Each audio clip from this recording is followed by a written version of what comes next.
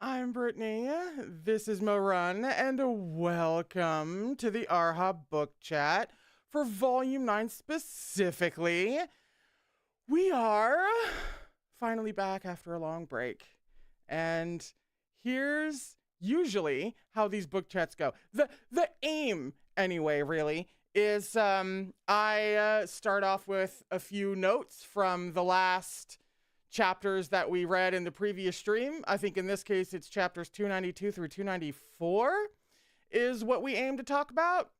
Sometimes we drift, sometimes we get off course, but this is the goal. And I typically start off with like any notes I've made as I was refreshing my memory, and then I like say things, and then I turn it over to the chat. And today, let me tell you, today was the day that I had time allotted to, refamiliarize myself and remind myself about what exactly we're headed into today. And I had a very, very helpful chapter by chapter, like one line synopsis site to go over, which really helped in jogging the memory. Kind of got re-traumatized a couple of times with some things that I certainly hadn't forgotten, but hadn't thought of in a second, because it's been a couple months since we did this. Actually, it's been closer to 3 months since we did this. Holy shit. So as I refamiliarized myself, I did take a couple of notes, but also, at this point,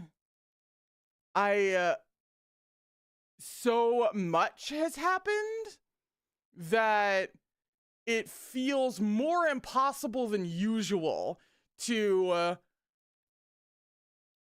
wrap your head around things without having seen the ending, which is kind of just basically true. You only understand a story truly well after you've seen like the end of it.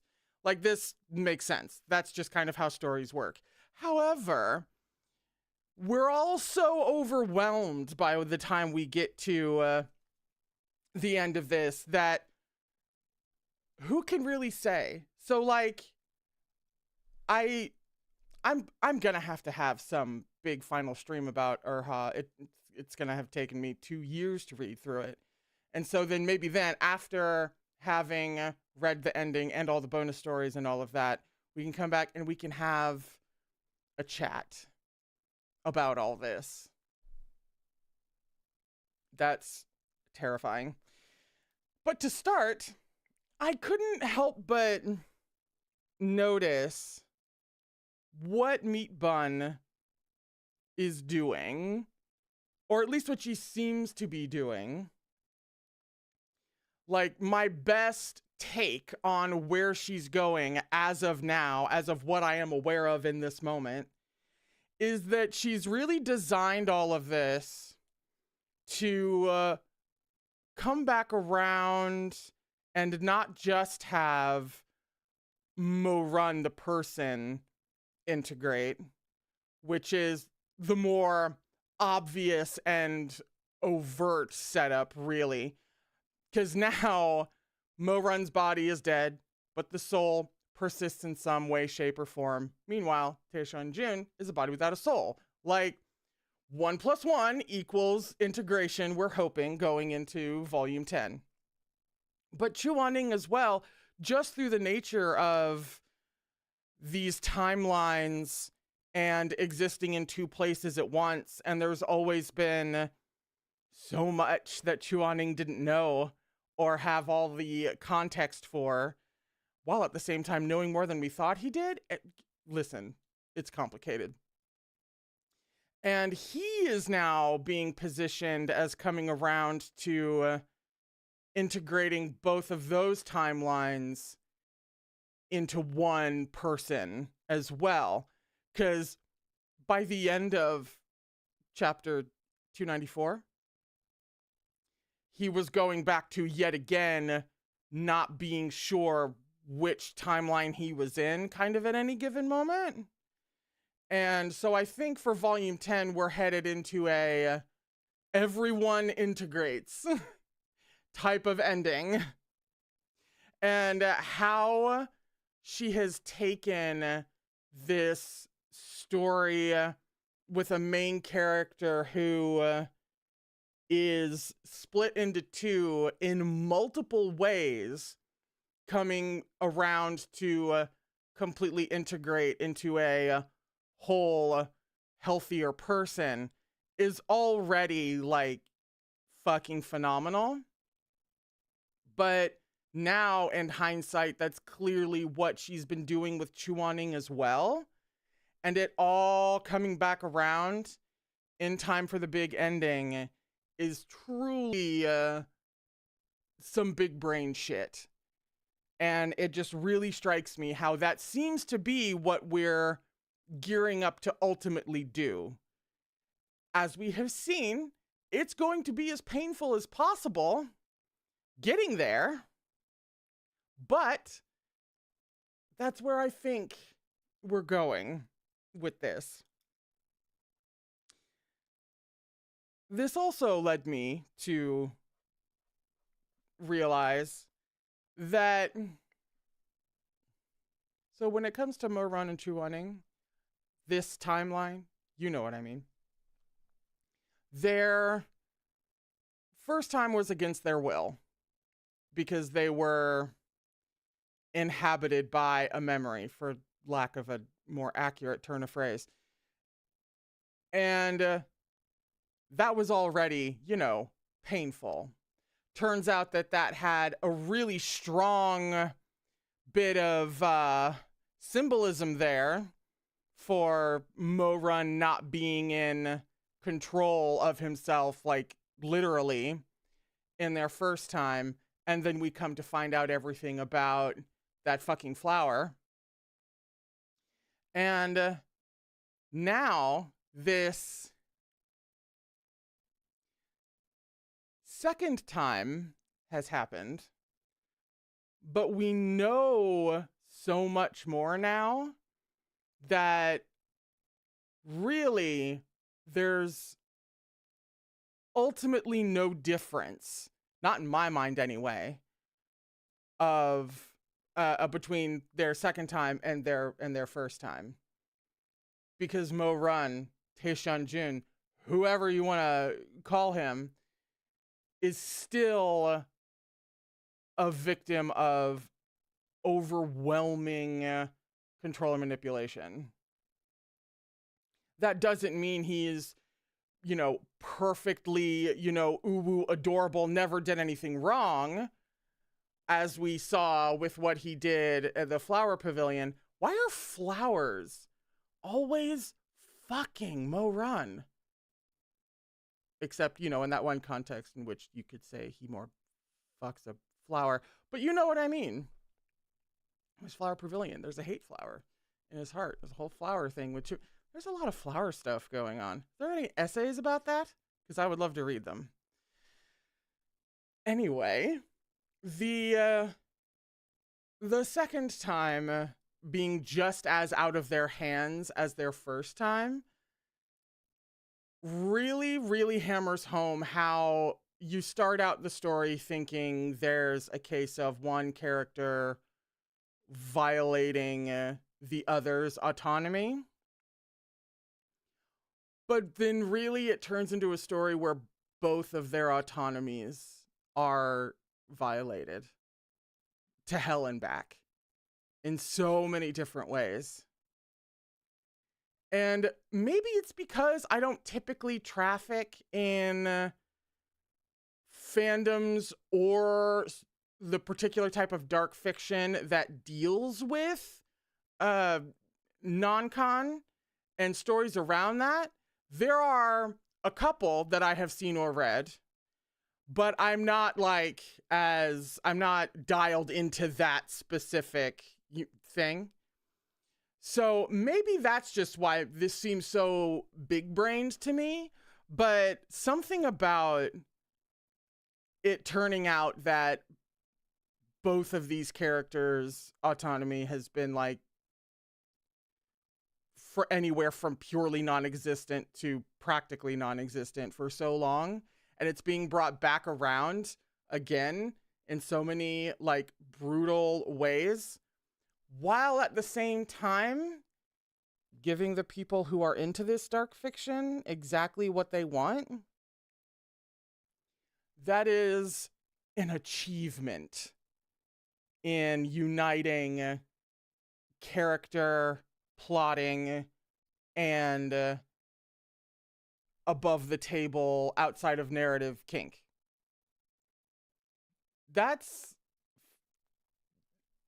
It's impressive, I say. And my brain will forever be rearranged, considering we spent so much of the entire series thinking that it was one character violating another, when in reality it's more complicated than that. Then there's the obvious question of what the fuck Tae-Shen Jun has been working on in his time as a corpse for like a decade, that we were literally in the middle of getting pulled off to when the volume ended, and then I had to not stream for 3 months. What's that? What could that possibly be? I don't know. Who can say? And then just a couple more. Shui Meng and the brothers Han Shui. It's still like the funniest thing she's done in the entire series. But now I'm like, how do we resolve that? And do we even have time to before the end of volume 10 and we go into the side stories? I'm still wondering about that. I haven't let that go. I'm still like, do we get to it now? Do we get to it in the bonus stuff? But we get to it, right? Somehow? I haven't forgotten. My one concern going into volume 10, when I think about, endings and ending something so long form, and I think this whole series tops out around like 4 million words or something like that. And we all know that very long, big stories are extremely difficult to finish and round off in a satisfying way, even for really skilled storytellers. But the only thing that I have even remotely a concern about, because at this point we don't trust Meat Bun, but we trust Meat Bun, is that it seems like volume 10, one more volume to finish off everything in a way that doesn't feel a bit rushed, especially compared to having so much time to chase down every avenue and spend all of this glorious time on other aspects and really building everything up. That's the only thing I'm concerned about, is that wrapping it up in one volume seems like a tall order. And maybe it's just simply a matter of rounding it off in volumes 9 and 10 after taking the first 8 to really not stretch everything out, because nothing has felt stretched, but to really live in everything. And then now volume 9 was so much about revelation, that and then rounding it off in such short order I would be impressed, not necessarily surprised, but I would be impressed if she somehow landed this plane in the time that she has left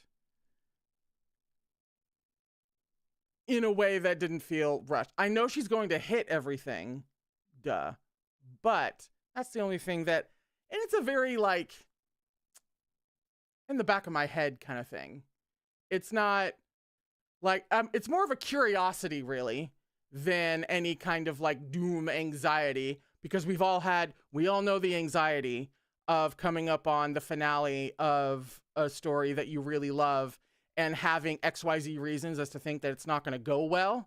So you're just on pins and needles because you know how you've been burned before. I deeply know that feeling. This is not that feeling. No. This is much more a back of the brain kind of deal. And now, as I head on over to the chat, I'm actually heading on over by way of a question. So as I was reviewing Erha today, one thing that I didn't happen to see as I was getting caught up, and that may not have been mentioned specifically because it was a very broad overview. Please advise, because here is what I remember about what we know of Huabinan's and his people's goal for everything. And really kind of why. I mean, one, him and his people kind of, astronomically and fairly ubiquitously abused and, murdered and consumed, And so now by merging the two timelines, they essentially want to end everyone.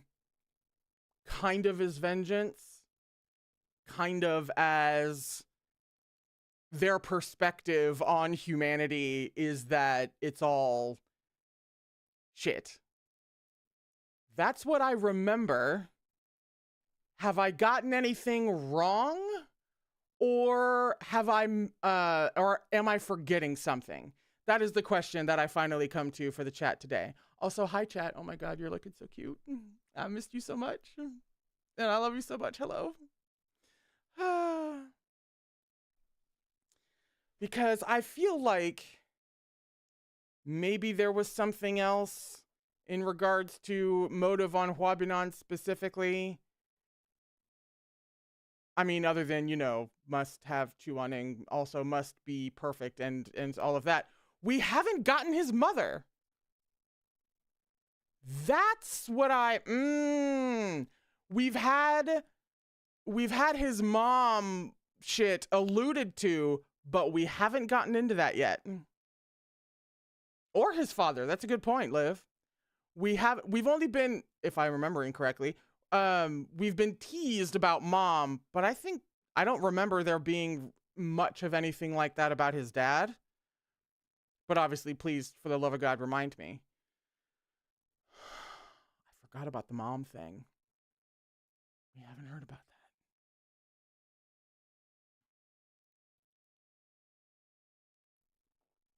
No, did I really kind of the broad strokes of what Huabinan and the beauty feasts are trying to do?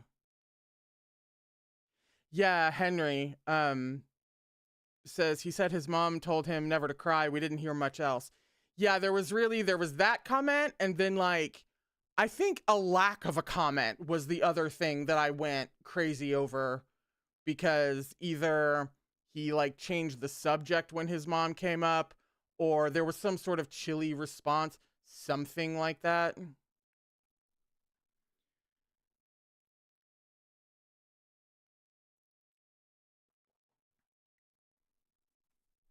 Oh yeah, Liv. He said it would be really wild if his story mimicked Mo Run's.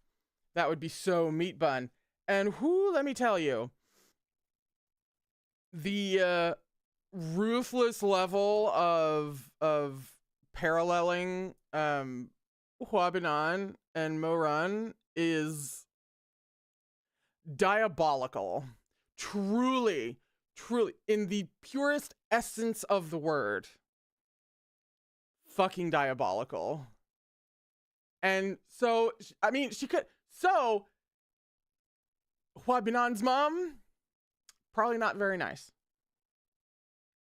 That's the best guess that I have. Who knows what the specifics could be, unless you're like Liv and you have a murder board for Erha and you've been relentlessly tracking everything. But if you're like me and you're just going through the story, who the fuck knows what the particulars could be? about Hua Binan's mom, but given the paralleling that's continued right down to dick size, I'd be stunned if Hua Binan's situation with his mom was anything less than absolutely fucking heinous.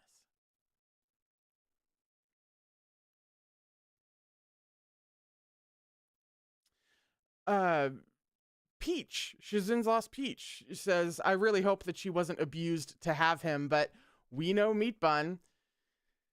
That's another likelihood. Yeah, that Hua Binan is a product of non-consensual.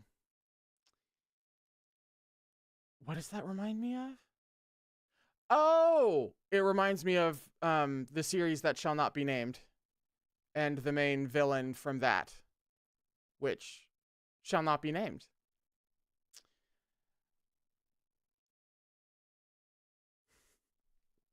Tuxedo said, what if Hua Binan is his own mom? You know, at this point, that shit could happen.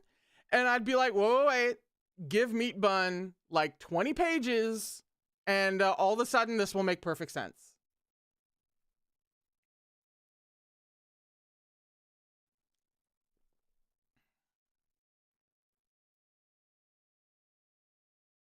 Oh, Henry says, oh, that's the one thing I bet happened. And then, of course, he wouldn't mention his dad. Oh, that's a good point. Maybe that's why we haven't heard anything about his dad. He hasn't even been alluded to, if memory serves. That's a good point.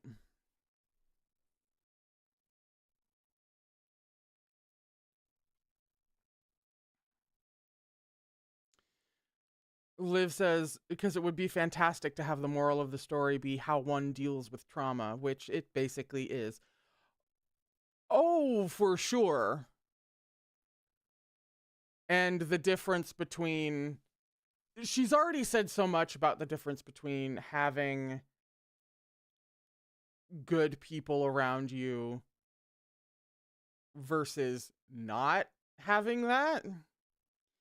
And it wouldn't surprise me if now that the flower Morun thing has come to light and you could take that theme in a certain way of like, oh, well, in, Morun's case, it wasn't that he was around, people who cared about him and, etc.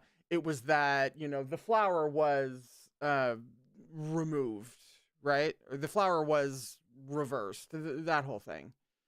So just to bring that theme home of what nurtures hatred and what nurtures love, she could do that with Hua Binan's backstory.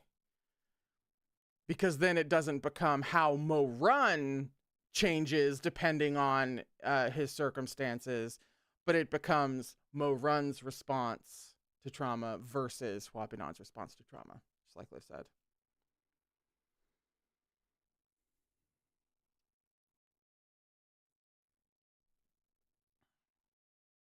Liv said, I have a sneaking suspicion we can tell a lot about Hua Binan's past via how Taishan Jun was. Expound. Can you elaborate, please?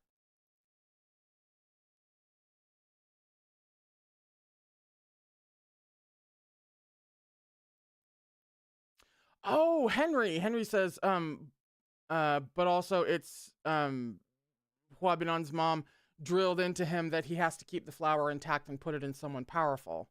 How many generations have they been planning this for? One, that's a good question. But then two, mom couldn't have been all that great if, that's what she was raising her son to do, essentially. That would be another thing that we know about his mom.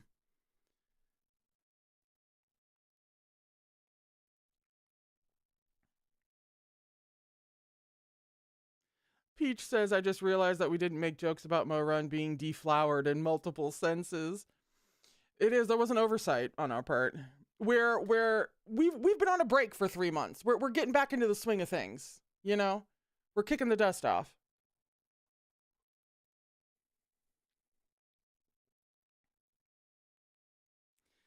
Henry, if it's some Huabinon went into the past and gave the flower to his mom thing, that's another thing. We've got time travel involved. So who the fuck knows? Especially in the hands of Meat Bun.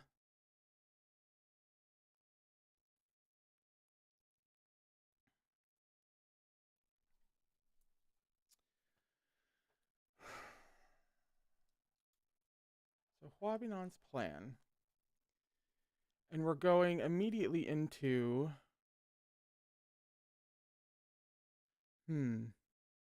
We're going immediately into Taeshanjun's plan. We're literally hopping from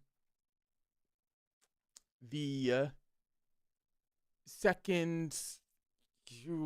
call it a violation. The second violation. Literally hop, skipping, and jumping into whatever Taeshanjun's been working on. Not necessarily his plan. It could literally just be like a home project that will help facilitate Huabinon's plan. But that's where we're going after this. It was literally like, actually, let me look at, because I still have the summary up here. We're literally going from what happened immediately before chapter 294. It was... Yeah, right before that was when Chuaning showed up after Moran died and fought Huabinon. Right. Yeah. And then just immediately before that, Shuemeng knows. That's another thing. Shuemeng knows. And we haven't been able to see that. Where'd you guys go? There you are. We haven't been able to see how he lives with this information from now on. This poor fucking guy loses his parents. The hot dude who annoys him is actually two hot dudes. And his teacher has been fucking, you know, his de facto brother. Can we get more than just one afternoon with the Hanshui brothers?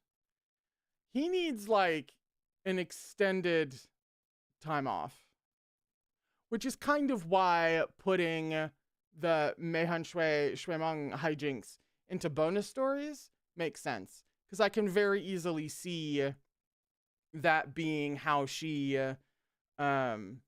elaborates on them, is with a, once everything isn't on fire, sometime after this happens with Shuemeng and, I almost said Huabinon, Shuemeng and the Hanshui brothers.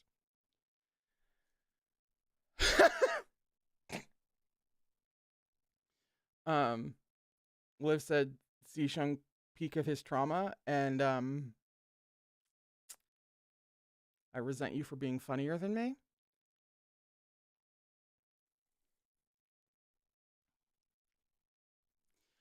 Peach says he needs a birds and the bees lesson from Mei Hanshui. You're not wrong.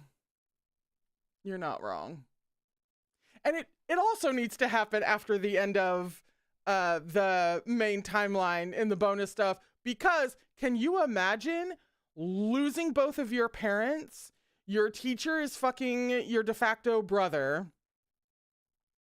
Everything's fucking on fire. And somewhere in all of that, you realize you're gay and enter a poly relationship with a couple of twins. Like, meat bun is the definition of too much, but we need to let the man rest before he has the reckoning of his sexuality. He needs just some time, please.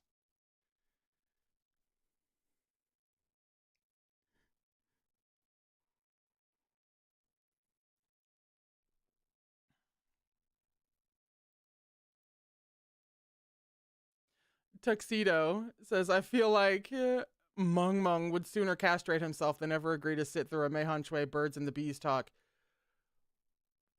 I don't think we were talking about a lecture.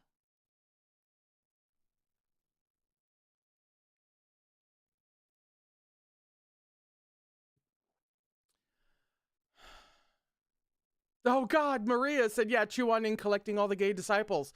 True! True! Chuaning deserves a hat trick. And also, that's actually, that fits right in with, queer people's tendency to group together without even realizing it. Like the old example or joke is like, look at your friend group in high school, and like if you're queer, then like they're all queer now. That kind of thing, that would fit right in. And there is something to that.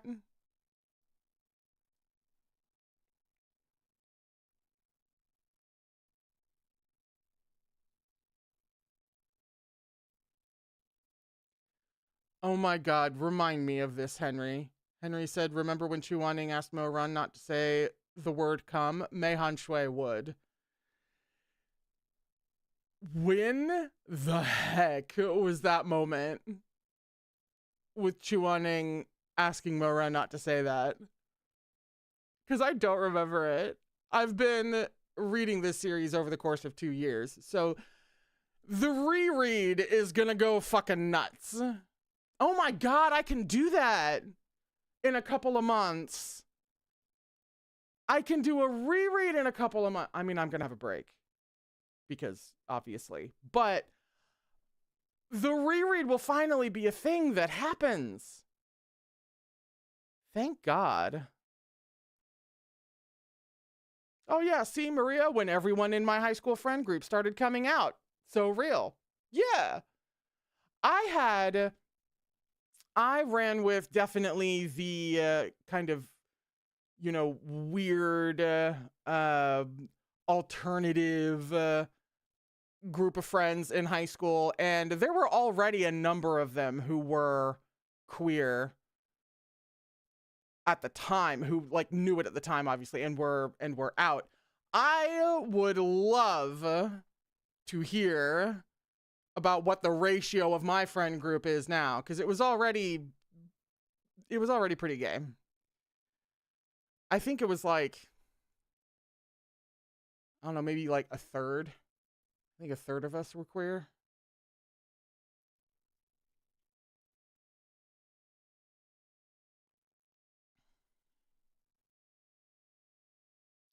Oh, Peach said Meihan Shui would be like, they sleep together, right? And then Shui Meng would chase him for hours. Oh, yeah. No. Meihan Shui is not going to let Shui Meng rest about this new revelation about Chuaning and Moran. I would, he's going to, yeah. I mean, that's kind of low-key what I would do. Maybe I would give it a little bit of time so that it wasn't like ridiculously too soon. But I would absolutely do that.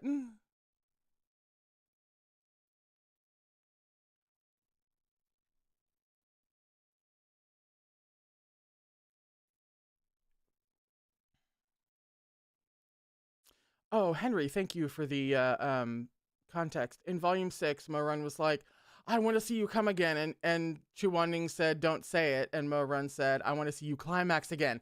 I remember that now. Thank you. Oh. Oh. I should really, whenever the reread happens, I really should live blog it somewhere.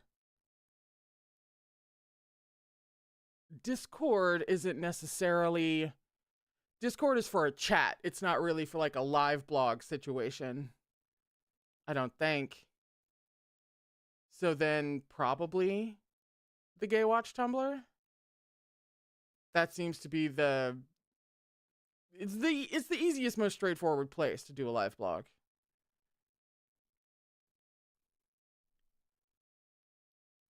Oh, unless there is live blogging that happens on Discord. Oh, well then never mind. I stand corrected. I don't know why I thought it was just more of a chat situation. In that case, I probably should. Especially since I'll be able to be part of the Erha spoilers channel, finally, at long last. That's true. I should delight in being able to be in that channel by live blogging the reread. That should be a thing.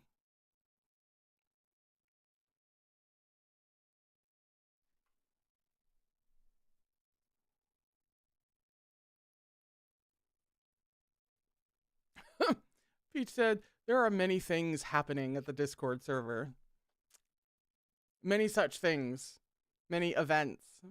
I have enough experience with the public Gaywatch server to confirm that indeed many things are happening and continue to happen on that server.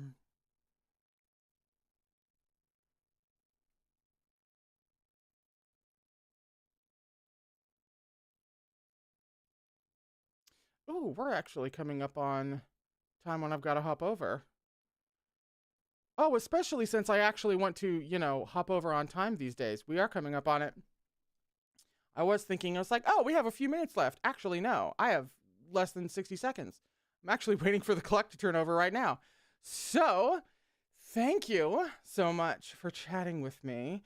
I hope you had a good time. It's wonderful to see you again. And let's hop on over. Let's hop on over to the main reading stream and start volume 10. Yay! I'll see you guys in a second, all right? I love you. Thank you for being here. Thank you for supporting things and stuff. We really appreciate it. I'll be over there. See you in a minute.